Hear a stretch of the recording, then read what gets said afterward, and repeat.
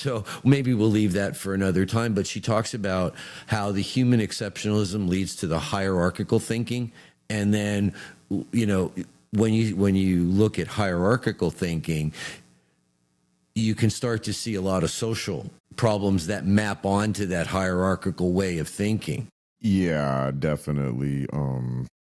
It even, I was kind of thinking about it even in this sense of like because she talks about, was it Aristotle, the Scala Naturae, you know, the like one of the original hierarchies that was Right, where man at the top, and then you have various, you know, animals, plants down at the bottom, or whatever, or minerals. Minerals, actually, because I think it was something along the lines of like, well, minerals can't move.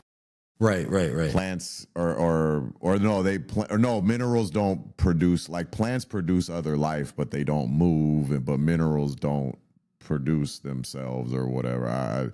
But anyways, yeah, that whole hierarchy, when you know, you see the mother culture, it's even like how it permeates everything. It made me start thinking about like competition, just like, oh, I'm the best at XYZ, or whether it's sports or anything. And just that the aspect of it, that it is culture. The example that I saw recently that kind of showed me that even that is just taught to us was that I mentioned it to you, the YouTuber he's just a travel YouTuber. He goes to a bunch of different countries. He loves to travel, so he decided to, hey, why not film myself and make money off of it? But he went to this hunter-gatherer tribe in Africa. You know, they still live the whole hunter-gatherer lifestyle, right? And he asked them a question, and he was like, who's the best hunter? And you did tell me that story. And they were like, what are you talking about? Like, we all hunt. And he's like, no, but like, who's the best? And they're like, the premise of the question was like foreign to them. Like, no, we all hunt. We all go out and hunt, and we, you know. I think I might have mentioned to you that book, Dark Matter of the Mind, where the guy, he went down to Brazil or whatever, to the rainforest, and he was trying to convert this tribe in the rainforest to Christianity.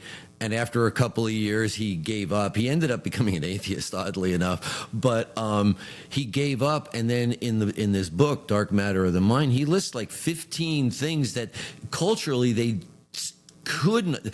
It just doesn't exist for them. And I think that's basically what you're saying, right? Like, this concept of the best hunter is just alien. It doesn't exist in their world at all. Right. And that just kind of reminded me, because when I saw that video, it was right after we started reading this book. And so it kind of, that's how I made that connection, where it was, okay, human exceptionalism is a Western, you know, weird Western educated industrial rich and democratic people. Like, this is main. So like, these people that are still living, you know, the lever lifestyle, back to Ishmael, is this whole concept is just foreign to them.